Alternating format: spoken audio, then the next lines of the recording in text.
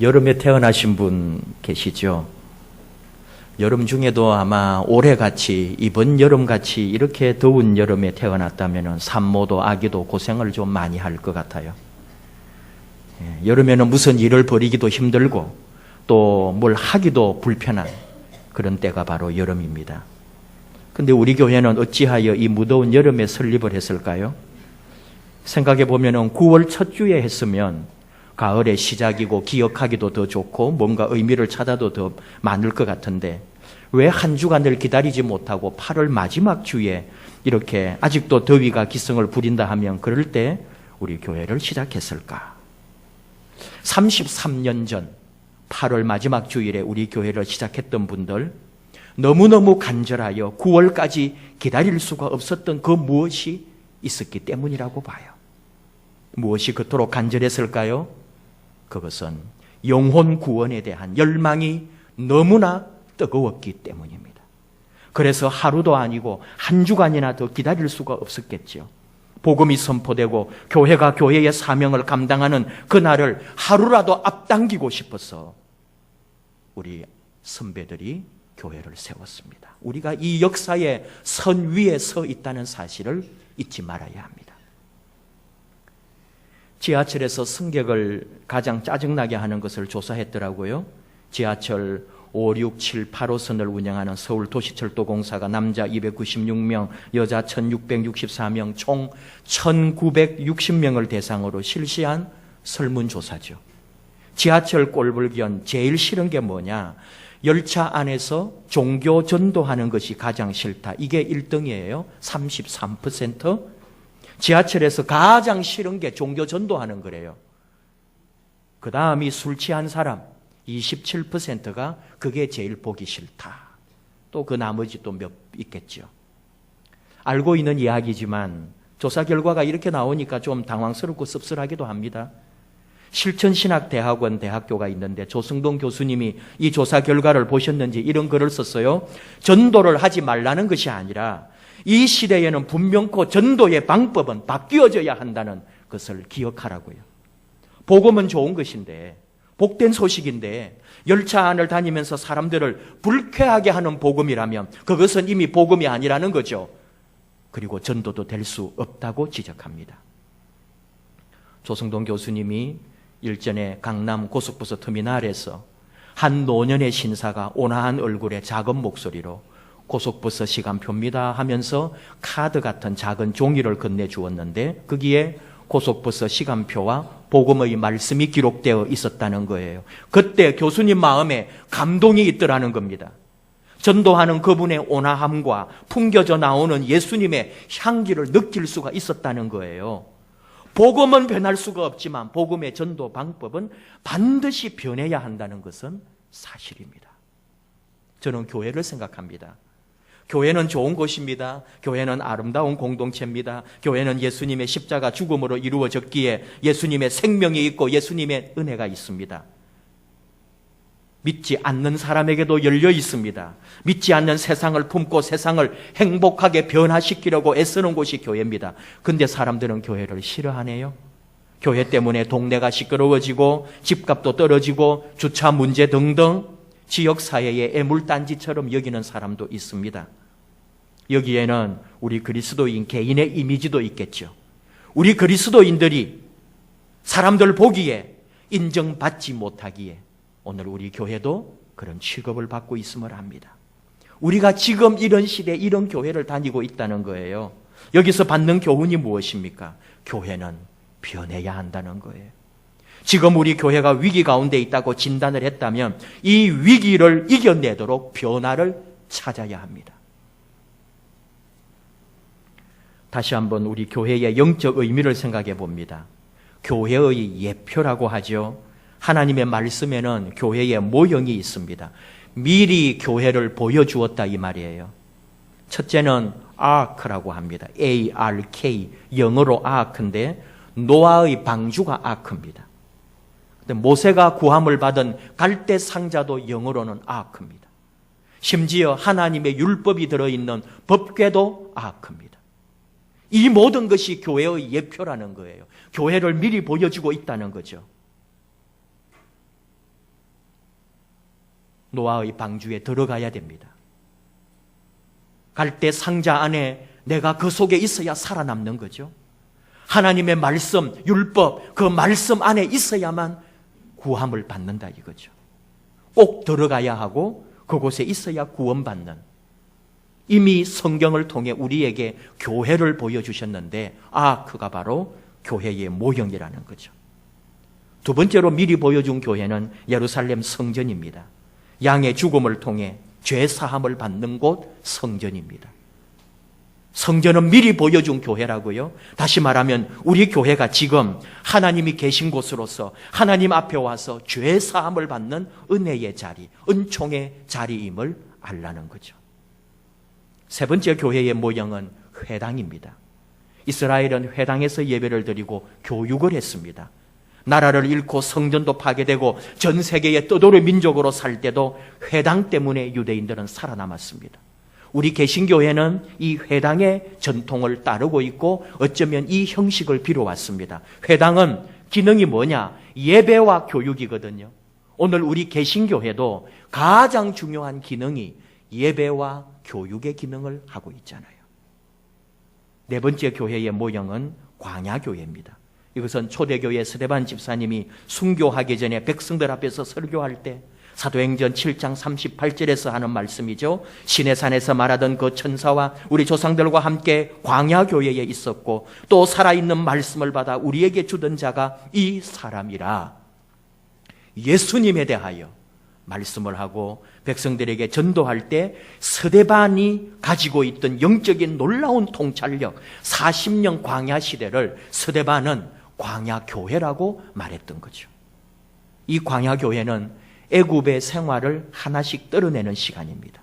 새로운 법이 주어졌고 매일 당하는 고통의 시간에 하나님의 은혜와 구원을 체험하는 시간이 광야의 교회였습니다. 지금 우리 교회가 그렇다는 거죠. 한 주간 한 주간 험한 세상을 살면서 오늘 이 시간 교회에 나와서 한 주간 우리의 살았던 그 삶을 돌아보고 죄악을 용서받고 잘못된 것, 부정한 것들을 떨어내는 시간. 새벽 기도로, 어떤 일은 수요 기도로, 또는 밤중에 나와 기도하고 힘을 얻고 위로받는 곳, 이것이 교회라는 거예요. 이미 하나님은 구약 성경을 통해 이런 여러 가지 교회의 예표로 교회의 모형을 우리에게 보여주었다는 거죠. 오늘 주신 말씀에는 우리 교회가 절대로 잊지 말아야 되고 변하지 말아야 할 것을 하나 보여주고 있습니다. 오늘 이 사도행전 말씀 우리가 잘 아는 내용이잖아요. 초대교회 예수님 승천하시고 마가다락방에 불같은 성령님이 임하게 됩니다. 사람들이 방언을 말하고 성령의 깊은 임재를 체험합니다. 초대교회 성도님들 더 열심히 모였고 그래서 더 예배했고 기도했고 무장했습니다. 그러나 물론 제대로 된 건물교회는 없었죠. 지금 우리 교회와 같은 조직은 없었겠죠. 그러다 보니까 기도 시간에 예루살렘 성전에 올라가서 기도하게 됩니다. 베드로와 요한이 오늘 예루살렘 성전에 가서 기도해요. 하루에 3번 유대인들이 기도하는 그 관습을 그대로 따르고 있습니다. 그 3번 중에 한 번은 또 성전에 직접 올라가서 기도하거든요. 그 전통을 그대로 따라하고 있는 거예요. 이걸 그냥 예사로 보고 지나가기도 하지만 중요한 의미가 있습니다. 지금 우리 초대교회 성도들은 유대교를 믿는 게 아니잖아요. 이 사람들이 이제 예수 믿습니다. 유대교로부터 핍박을 받았고 그래서 예수님 돌아가셨습니다. 그런데 성전에 올라가서 기도하고 성전에 가서 예배하고 있다는 거죠. 물론 아직 교회에 털이 잡히지 않아서라고 하겠지만 그게 꼭 답은 아니에요. 무슨 얘기냐 하면은 오늘 우리가 배울 게 있어요. 우리는 너무 교회를 구분합니다. 장로교, 감리교, 성결교, 침례교, 구세군 나눌 대로 나누어 가지고 교회끼리 연합하는 걸 두려워해요. 심지어 교회가 더욱 하나 되어야 하는데 우리 지역 교회들, 우리 이 석수동에 있는 교회들도 어쩌면 알게 모르게 서로 경쟁하고 있습니다. 교회들이 서로 전혀 모릅니다. 하나님이 기뻐하실 일이 아니죠. 또 더 들어가 보면 우리 성도들 한 사람 한 사람도 서로 사랑하고 연합되어 있어야 되는데 서로를 몰라요. 구분하고 편가르고 나이, 지연, 학연, 기수 따지고 하나님의 교회에서 하나님의 뜻을 저버리고 하나님의 향기를 잃어버린 우리들이 될 수 있다는 거죠. 초대교회 성도들이 비록 유대교로부터 핍박을 받았지만 그 유대교의 전통을 일시적이었지만 따라갔고 그 전통을 무시하지 않았다는 것을 기억해야 돼요. 우리 한국 교회가 우리 한국의 좋은 전통들도 잘 계승해야 되는데 그 전통을 무시함으로 한국 사회에서 한국 기독교가 설 자리를 잃어버린 것도 있어요. 우리가 더 많이 애쓰고 연구하고 우리의 민족성, 우리의 전통, 우리의 역사 속에 하나님이 어떻게 하시는지를 우리 기독교와 우리 역사 문화를 잘 전복할 수 있는 우리들이 되어야 한다는 거예요. 그리고 교회와 교회, 교단과 교단끼리 서로 연합하고 하나 되는, 서로 나누어지는 것이 아니라 함께 그곳에서 배울 것을 찾아야 한다는 거죠. 오늘 말씀으로 다시 가면 베드로와 요한이 제9시에 기도하러 갔어요. 지금으로 하면 오후 3시입니다. 기도하러 성전에 갔는데 그 성전 미문에 태어날 때부터 다리에 장애를 가지고 있는 사람이 구걸을 하고 있었다는 거죠. 재미있는 게 사람들이 데리고 와서 그냥 거기에 두었다 그랬어요. 왜? 돈벌이가 되니까. 근데 미문은 글자 그대로 아름다운 문입니다. 예루살렘 성전 동편에 있는 문입니다. 근데 성령님의 능력으로 가득 차 있던 베드로가 그냥 지나치질 않죠. 4절, 우리를 보라 그랬어요. 아주 중요한 말씀입니다. 오늘 이 말씀에서 우리는 어떻게 보려고 하느냐 하면은 베드로를 교회라고 봅니다. 그리고 성전 문에 앉아있는 사람을 세상으로 보는 거죠. 우리를 보라 그랬어요. 교회를 보라 이 말입니다. 여러분 어쩔 수가 없어요. 교회는 세상을 향하여 우리를 보라고 해야 합니다. 마태복음 5장 14절 예수님 말씀합니다. 너희는 세상의 빛이라. 산 위에 있는 동네가 숨겨지지 못할 것이요. 산 위에 있는 동네가 뭐예요? 빛된 그리스도인을 말합니다. 우리 교회 공동체를 말합니다. 옛날에는 교회를 지을 때 동네에서 제일 높은 곳에 교회를 지었습니다. 십자가 탑을 제일 높게 올렸습니다. 그 동네에 빛이 되려고 했어요. 근데 교회가 만약에 동네에서 숨으려고 한다면 그건 이미 교회의 기능을 상실한 거죠. 교회는 세상을 향하여 우리를 보라고 해야 합니다. 마찬가지로 예수 믿는 사람은 세상 속에 숨어 있는 사람들이 아니라 세상 가운데서 우리를 보라고 외쳐야 된다는 거죠. 우리 교회는 더 많이 세상 가운데 나아가야 되고 저와 여러분은 더 믿지 않는 세상 사람들과 더불어 일하고 만나고 함께 해야 한다는 사실입니다. 자꾸 교회 안에만 있으려 하고 세상으로부터는 멀어지려 하고 세상을 등지고 세상의 어려움과 세상의 부르짖음에 귀를 기울이지 않는다면 교회는 십자가를 땅속에 묻어둔 거나 마찬가지죠. 이사야 6장 8절 오늘 우리 장로님 기도하실 때도 나오셨는데 내가 또 주의 목소리를 들으니 주께서 이르시되 내가 누구를 보내며 누가 우리를 위하여 갈고 하시니 그때에 내가 이르되 내가 여기 있나이다 나를 보내소서. 이런 자세가 오늘 우리에게 더욱 필요하다는 말입니다. 베드로가 우리를 보라고 하니까 바라봤어요. 세상이 교회를 바라보고 있습니다. 세상이 교회를 손가락질하는 이유는 하나뿐이에요. 교회가 교회답지 못하니까. 세상이 기대하는 교회의 모습이 있는데 교회가 그 모습으로 살지 못할 때 교회는 세상을 향하여 손가락질을 하고 있잖아요. 교회에 대하여 실망했기 때문에 교회를 향하여 비난의 화살을 쏘아댑니다. 교회가 정신을 차리고 세상을 향하여 우리를 보라고 우리를 주목하라고 한다면 우리가 제대로 한다면 이 교회는 세상을 변화시킨단 말이죠.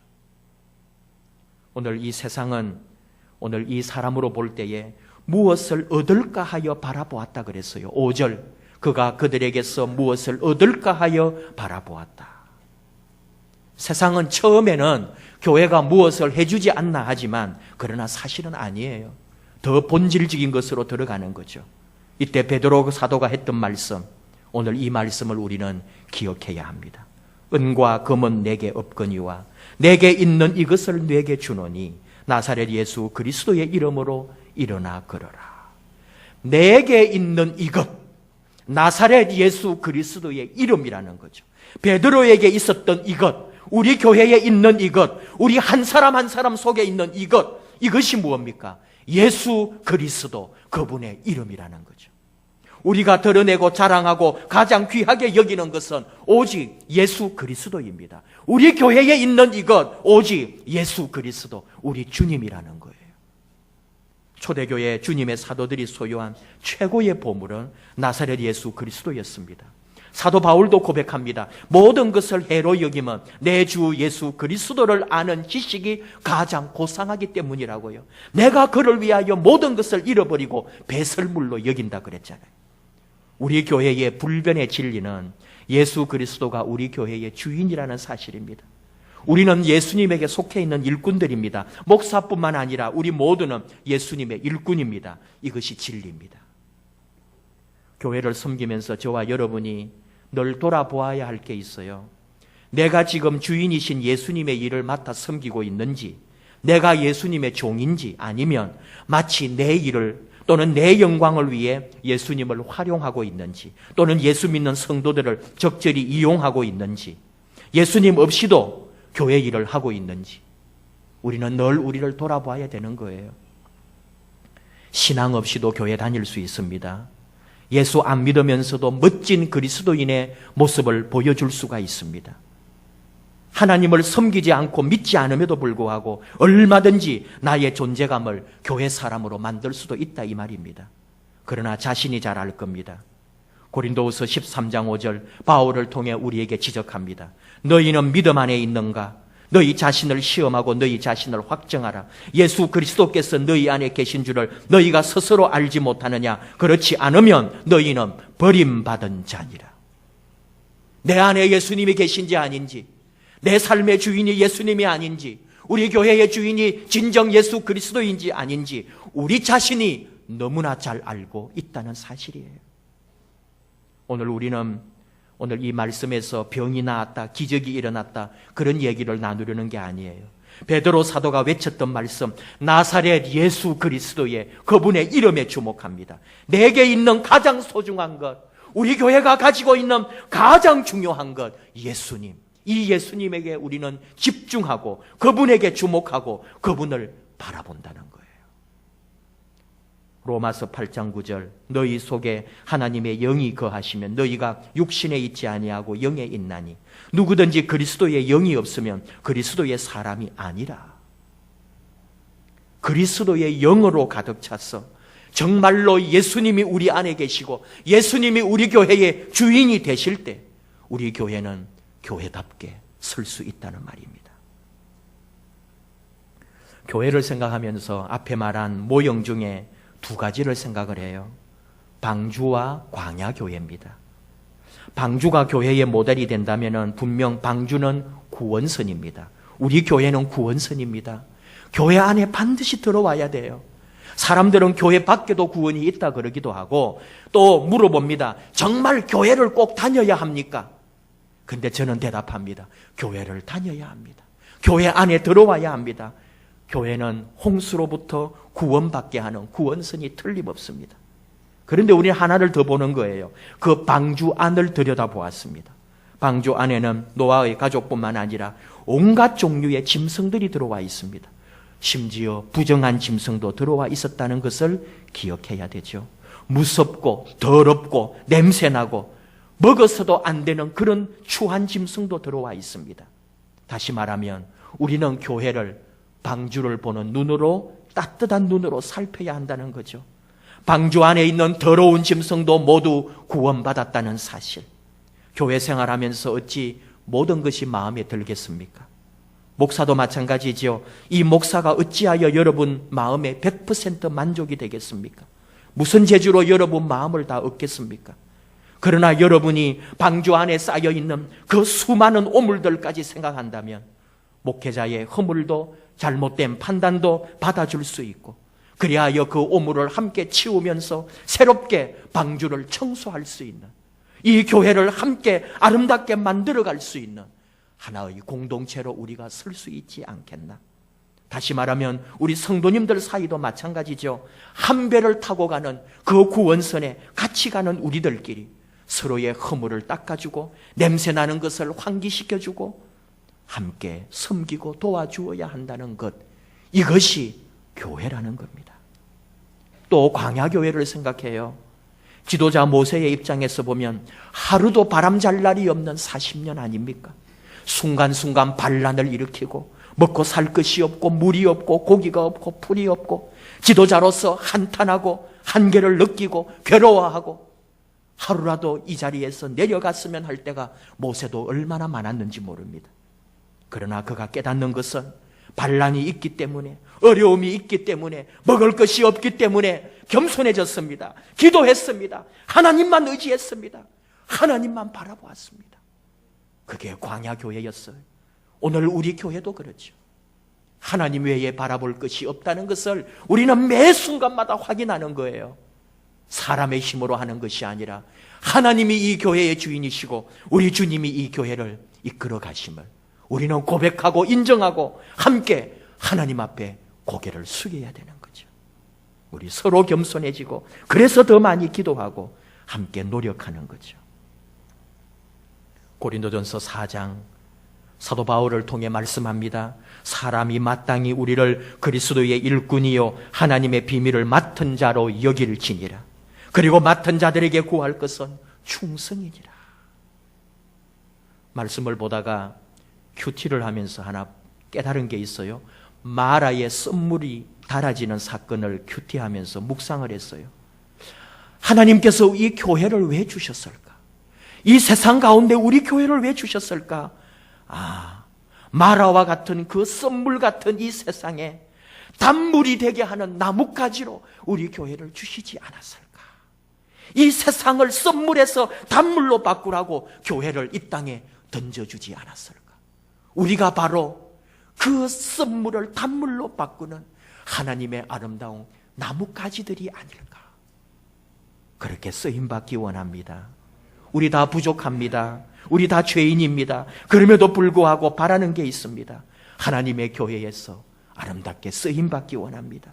하나님의 교회가 오직 예수 그리스도 안에서 그 진리를 붙들고 우리들이 함께 노력하고 애쓰고 서로 충성함으로 멋지고 아름다운 교회를 만들기를 우리가 다 소원하고 있습니다.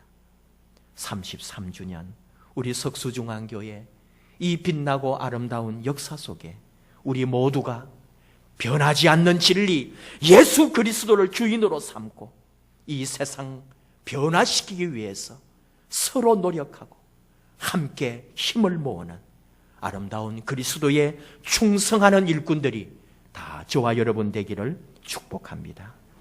기도하십시다.